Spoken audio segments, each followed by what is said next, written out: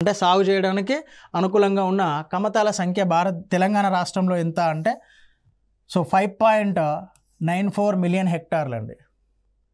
దీన్ని ఎందుకు తీసుకోవడం జరిగింది అంటే ఇది ఇండియా వాటాలో ఏ విధంగా ఉన్నది అని చెప్పేసి అడగవచ్చు. ఇండియా కమత పరిమాణంలో తెలంగాణ వాటా అని అడగవచ్చు అండి.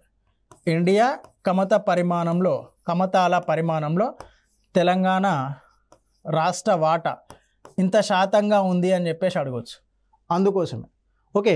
మొత్తం కమతాల్లో తెలంగాణ వాటా ఎంత అంటే 4.06%. నెక్స్ట్ ఇవి రెండు ఇంపార్టెంట్. ఎందుకు ఇంపార్టెంట్ అంటున్నాను అంటే ఇక్కడ బేసిక్గా క్వశ్చన్ అడిగేటప్పుడు వీటిని డిస్కస్ చేసి క్వశ్చన్స్ ఏ విధంగా వస్తాయో చూద్దాం. దేశ సగటు కమత పరిమాణం ఎంత అంటే 1.08 హెక్టార్స్, నాట్ ఎకరాలు, హెక్టార్స్. దేశ సగటు కమత పరిమాణం 1.08 హెక్టార్లు అండి. 2010-11లో కమత పరిమాణం 1.15 హెక్టార్స్. ప్రస్తుతం వ్యవసాయ సెన్సస్ ప్రకారం ఎంత అంటే 1.08 హెక్టార్స్. దీన్ని స్టేట్మెంట్ రూపంలో అడుగుతాడండి.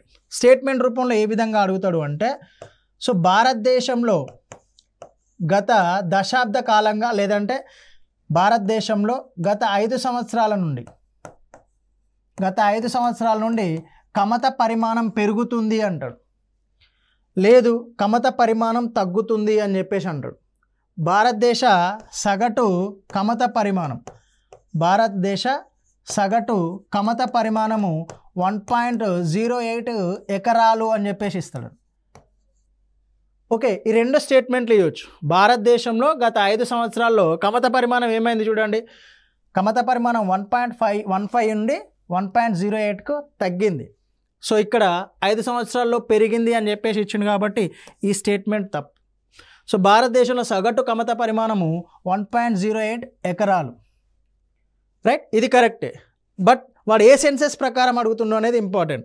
2015-16 ప్రకారం అడుగుతుండా, 2010-11 ప్రకారం అడుగుతుండా అనేది ఇంపార్టెంట్. వాడు 2015-16 ప్రకారం అడిగిండు అనుకోండి, ఇది కరెక్ట్. అలా కాకుండా 2010-11 అడిగిండు అనుకోండి, 1.15 అనేది కరెక్ట్ అవుతుంది. ఇక్కడ నుంచి క్వశ్చన్ రావడానికి అవకాశం ఉన్న ఏరియా ఇది, సగటు కమత పరిమాణం నుంచి. దీన్ని కంపేర్ చేస్తూ తెలంగాణ సగటు కమత పరిమాణాన్ని కూడా అడగొచ్చండి.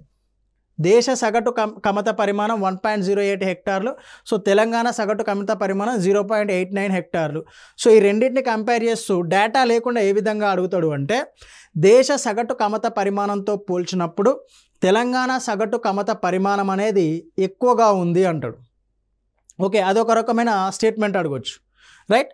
దాంట్లోనే ఈ స్టేట్మెంట్ తీసి ఇంకొక దానిలో అంటే ఏ స్టేట్మెంట్ బి స్టేట్మెంట్ రూపంలో అడగడానికి స్కోప్ ఉంటుందండి.